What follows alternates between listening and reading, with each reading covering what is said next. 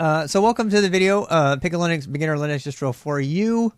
This is going to be a very quick video, and I really mean that this time.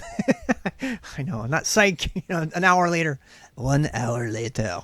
No, I'm really going to make fast of this. You can read it right now and know my answers if you really want to know my position on this. But I think it's important that I put my position out there and I justify why I have this position. I get asked this question all the time. And I kind of want to just kind of squelch the combative, is that a word?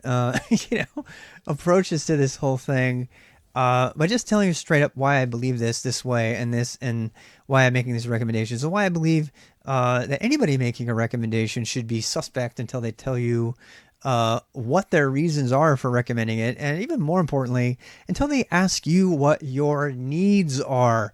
And I just really want to just really emphasize that point. Okay. Nobody knows you better than you. You are the one who gets to pick what distro you're going to learn on. You're the one who knows your own needs. You are an autodidact at this point. You've learned how to learn. You might need more help. You know what I'm saying? I know me. You know your needs better than anyone. So the first thing I'm going to tell you, and I think I've already made a video about this, but I had to do it in another one. So the first thing I'm going to tell you is know your needs. Know your needs. And you're like, I don't know what I need. Well, okay, then I'm going to give you some things to think about. Okay, about what your needs might be. And this goes whether you're picking a distro or a language, because ultimately a Linux distro is just another tool. What about Manjaro and Arco? So it's just going to be another pick. Okay. And we're going to talk about that. And I will actually speak to some of the things people regularly talk about, and some of the other popular, recommendations on YouTube. And why I disagree strongly with their recommendations. So the first thing I want to talk about is what I anticipate for a beginner. Okay.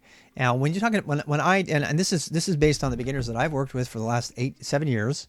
For 7 years, I've been working with Linux beginners, and I have sort of a different set of biases and priorities that I expect beginners to know, and that I hope that they would agree with. And you can read about these in my views and values pages, so you can know right where I stand.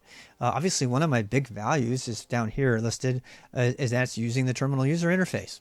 Okay, so that's a big value for me, and that's if you tend to be somebody who's going to be mentored by me, you're going to share that value. You're going to share this idea that I value the terminal above a graphic user interface and other things like that.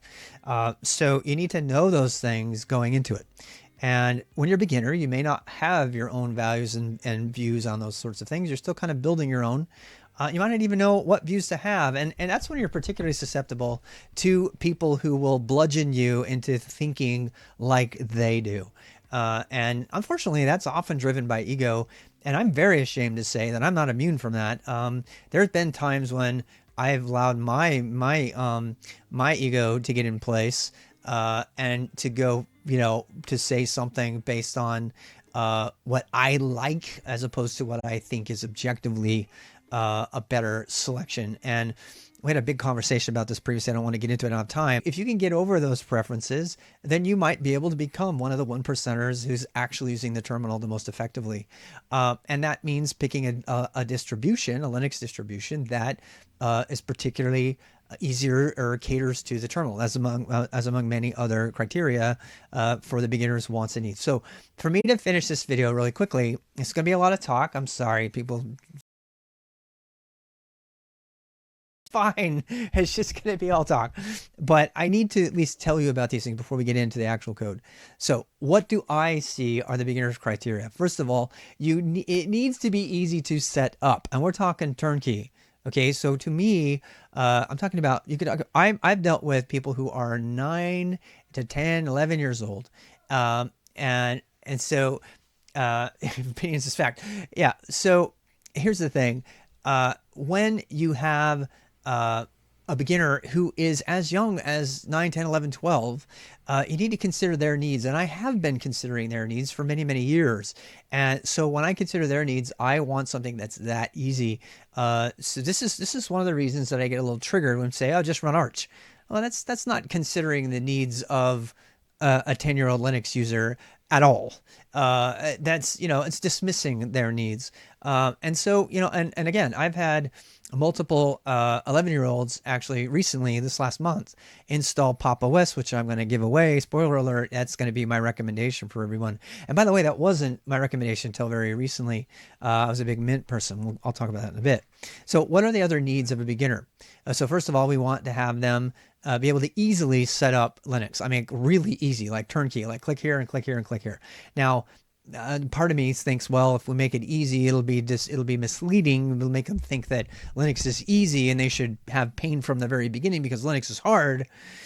I can see that line of logic, but we're talking about a 10 or 11-year-old, and my priority above that sort of reality check is for them to actually enjoy it. In fact, above all other concerns, my concern is to have people enjoy their experience with technology. Otherwise, what? Minimally, they won't learn anything because they will have, their brains will be filled with cortisol instead of dopamine, and they won't learn anything. Or worse, they'll drop it because it's optional and they'll never do it again and think it's not for them.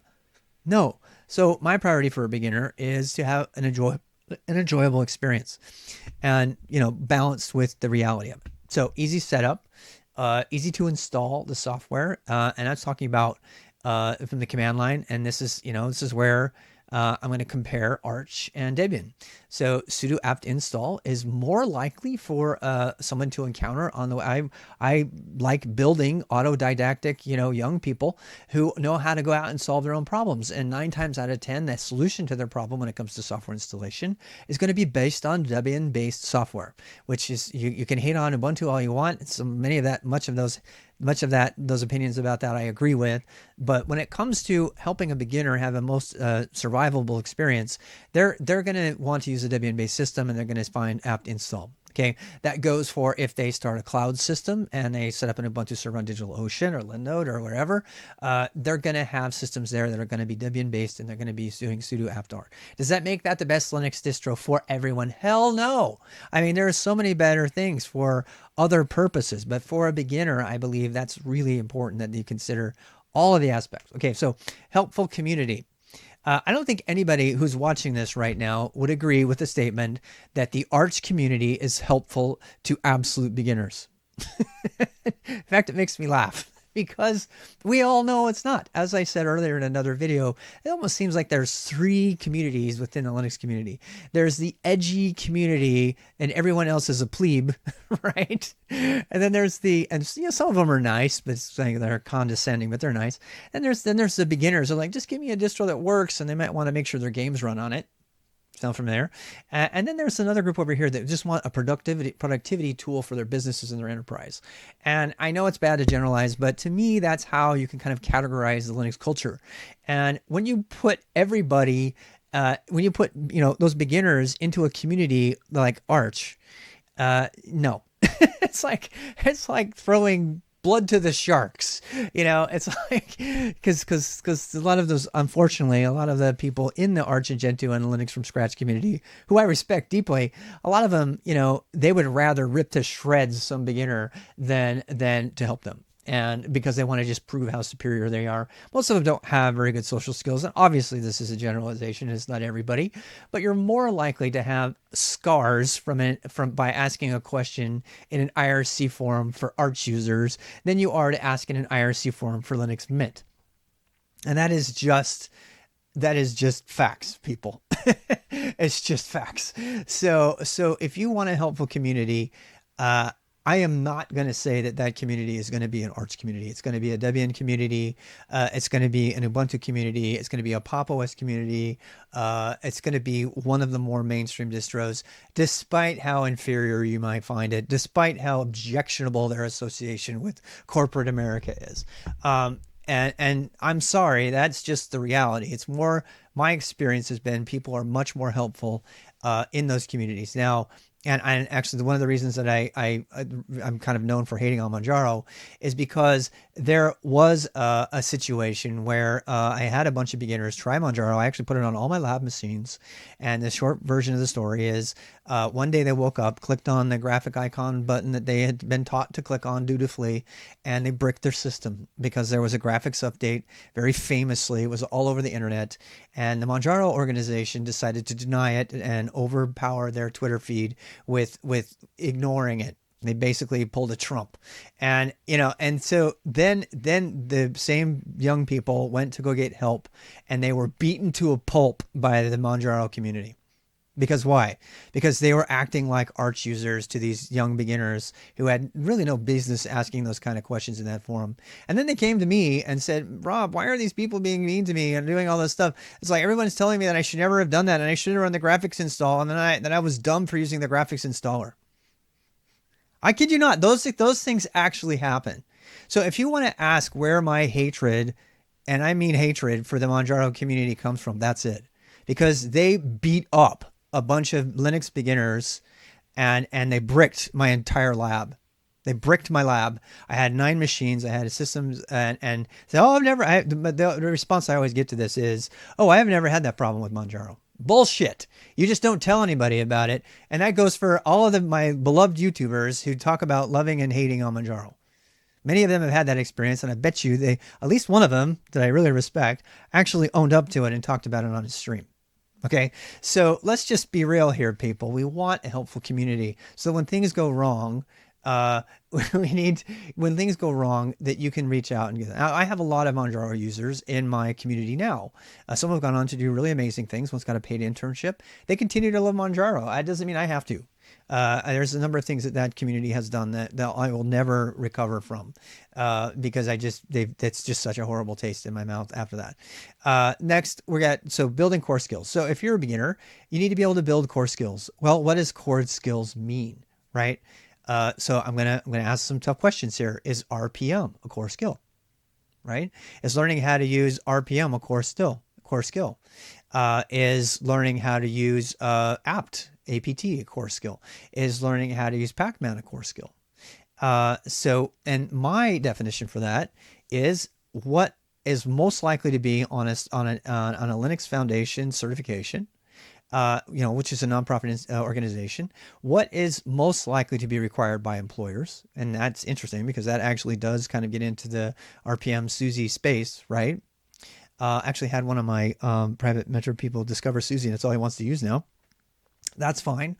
But when I have to make a recommendation, I have to sort of guess at the list of needs for a typical beginner here, and then let them adapt to their own needs. So getting familiar with all the package managers is definitely a good idea. But I don't think anybody would realistically debate with me that the most common package manager to encounter right now in all areas is Debian APT. And secondary to that, I think the most common package manager would actually be RPM.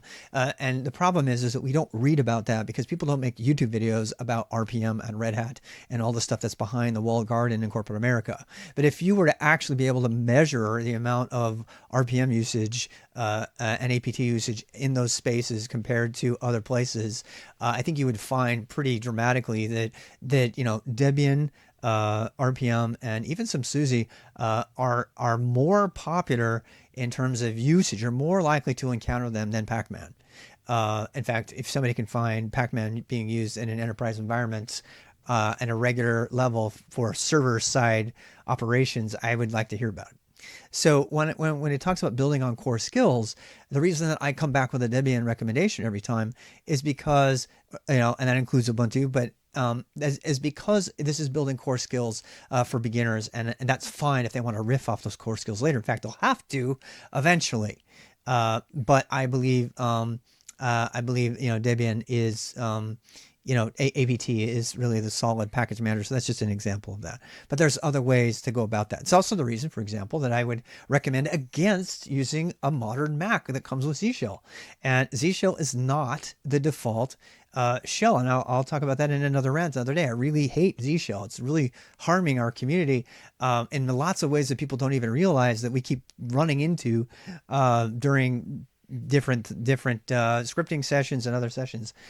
So Bash is the standard. That's the tool you want to learn. That's the tool that's going to be on a certification. That's the tool that's going to be on your server. You're going to be asked to manage. So I'm building my build beginner. The idea of a beginner for me is a beginner who is looking to apply their Linux skills across the board in ways that are largely more important than hobbyists' Linux usage. And so that's just that good that you know that. Terminal user interface. So you know me, the terminal user interface is by far the most important thing for any Linux user to use, given the breadth and depth of Linux in all things, not just the desktop. I'm really happy to see that it taking over on the desktop as much as it has been. But let's be honest, that is not where you're likely to find Linux in most environments. Usually you're going to find Linux on a command line behind an SSH login, buried somewhere in an IoT device or on a server or someplace like that. So when I make a recommendation to a beginner, the terminal is my priority selection. That means, is it good? How quick can I get to it? Is it stable? How fast can I put Alacrity on there? Whatever, those kind of things if it's a desktop. So that's a priority. That also means that I completely disable, or as a tertiary emphasis, how important is the desktop manager and how important is the window manager. So let me just take a moment to talk about this. When I get asked all the time, what is your favorite desktop manager to use i3? I'm like, why are you even having this conversation? The desktop and the desktop manager are irrelevant to me for a beginner. Now, the fact of the matter is, the more younger the beginner in particular, the more likely they are to spend time on Reddit Unix porn or Linux porn, right? I actually have one guy who changed his desktop and his distro at least 7 times in 1 week. He finally agreed on i3, and then I showed him Tmux, and he was like, oh. It's so funny because once you know about Tmux, you're like, you don't really care about your window manager, unless you've gotten so burned in on your window manager and your desktop environment. You have, like really visceral fights about, Compiz or Compositor desktop or GPU accelerated graphics. Who cares if you're focusing on the terminal? In fact, when I worked when I worked at Teleport for years, I was on an Intel Pentium 2. It was a really fast machine at the time, and my graphics didn't work, so I just got rid of it. And we're talking about in the 90s. I decided to not use any graphics for 2 years as a system administrator and as a CGI scripter for the web there. And that's because I didn't need it. It just got in my way. And I still to this day obviously share that value. And believe me, I've tried to use graphic interfaces and stuff. And people like do videos about how to customize this and hotkey that. And the one thing I'm thinking is like, none of that's going to work on a remote system ever. So again, this is beginner wants and needs. I believe a beginner should have as a value the terminal above all else. And that means, a pleasurable experience with the terminal, including color and transparency, all of that kind of thing. Those are a higher value for me. If someone says, well, the window manager desktop over here, people made entire Linux distributions at one point based on the desktop manager. I think of like Lubuntu, for example, Xubuntu. They're based on what? Based on the desktop managers. I don't care. Okay. And I personally believe that beginners who share these values, the kinds that I tend to work with more, don't care either. But if you do care, if you really like all that flash and jazz, then yeah, your priorities are going to maybe be different for me on those things. Maybe you're really insistent on running Wayland versus X, right? Okay, so that'd be a thing there. And the same as you can definitely do that. So enjoyable, and I do think picking a distro has to be enjoyable. And that's why I give when people decide they want to change up their window manager and they're just super married to i3 or they're super married to whatever other window manager. That's fine. This is a pretty long video, isn't it? So there you go. This has been a 10-20 minute long video about what you might want to pick for a distro. I am going to show you a couple of things here, the distros that I actually recommend based on these needs and why these are all Debian based distros. And we'll go on from that. So WSL2 Ubuntu, this WSL2 is now standard on all things. It's like all things Windows. WSL2 is officially part of the operating system, and therefore Ubuntu is the standard distro, the Debian-based distro that comes with it. And I don't feel like, bucking that too much. We just go ahead and use it, particularly for beginners who are just getting their legs under them. And so that's WSL2 installing Ubuntu. I should say that, well, another way to get your legs under you pretty quickly would be to just use a Raspberry Pi. And I've said that before in another video, but that's more of a hardware selection than it is a distro selection. Pop! OS, I once was not convinced that Pop! OS was going to be a thing, and then I used it. And I used Pop! OS and I tried it. I installed it. I went back and forth with it. I actually had, I do speak Russian. I had a couple, 2 or 3 people install Pop! OS. Actually, I had 4 people install Pop! OS who were under 12, and every one of them installed it on a VirtualBox server without a problem. Not a single problem. 2 of them, it re-imaged their hardware with it and didn't have a problem. No UEFI hiccups, no like boot order problems. It just worked. And that is phenomenally awesome. I cannot recommend Pop! OS enough to beginners, and that's based on my current experience. That might change if I have additional information or new experience. But for right now, that is why. All right, so next I have Pop! OS and then Linux Mint. I just want to mention Linux Mint has been my go-to standard for more than half a decade. Particularly Linux Mint Cinnamon is the one that I prefer. It's a beautiful, beautiful distro. Is it sexy? Yes. Is it current? No. You will quickly learn you will quickly learn in, yes, set default versions. Thank you for that WSL2 hint up there. Okay, so Linux Mint is just a great distro. It's the one I'm running right now. It's super solid. It has a massive downside though, but the downside doesn't affect beginners. The downside of Linux Mint is it's old, and that's why it's so stable. All right, it's old. I went to go build a thing the other day. I was trying to rebuild WeChat, WEE chat, by the way, and I couldn't do it because I had to go get the library dependencies and blah blah blah, things that Linux developers like to do, and it was really painful. And it was in that moment that I realized, no, this is not my go-to operating system distro for Linux. For Linux development. That is very clearly Arch, but that's also not for beginners. And also pen testing. So I'm building my own Docker container that has Arch Vanilla in it, and I'm putting my tools on it as I go rather than just use Kali or Parrot or something. And so for that, I use that. So I don't want you to think that I'm anti-Arch. EndeavorOS, by the way, looks really phenomenally cool. If you're going to start thinking about, I don't know how dark moded this is. We'll see. So EndeavorOS is really, really a beautiful thing that I have no experience with. So I actually would like to try this. This is an Arch Linux distro for beginners. Now, again, if I was going to, EndeavorOS may very well be my go-to OS for me personally, having been a more experienced Linux user who wants to use things that Arch brings to the table. I want to be able to compile things easily. I want to be able to publish things to the AUR, Arch user repository easily.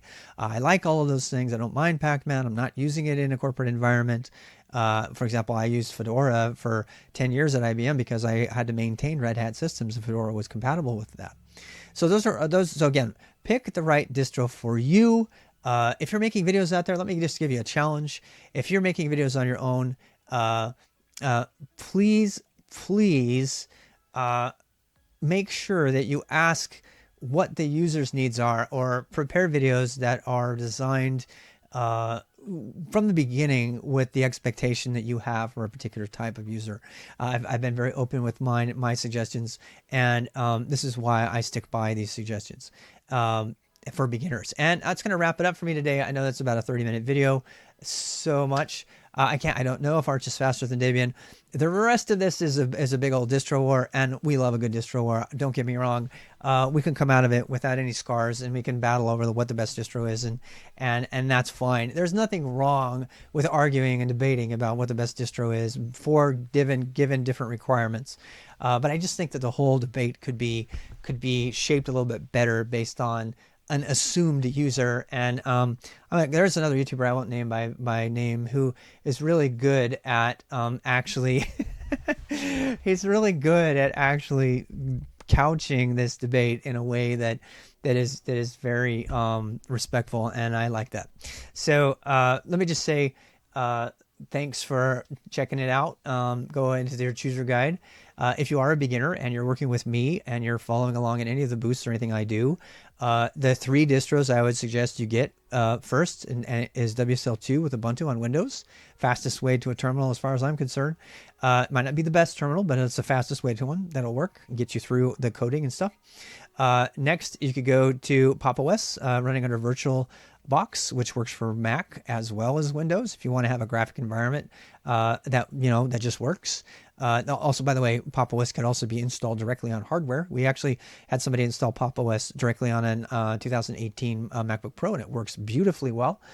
Breathed new life into that old Mac. And if you want to do Linux Mint, you can do Mint. Linux Mint is one that's out there. It's not my primary recommendation, but I've been recommending it for so long to beginners that I just had to list it.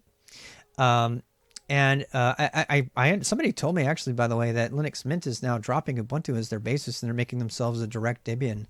So those of you who may not like Ubuntu for any number of reasons that people don't like Ubuntu might be interested to know that Mint, it sounds, somebody just reported today that Mint has either moved away from Ubuntu based or is now building more of a Debian based distro, which makes sense because it's kind of already forked off of Ubuntu. So that's my take on that. It's really great to have you, and I'm going to go ahead and wrap it up.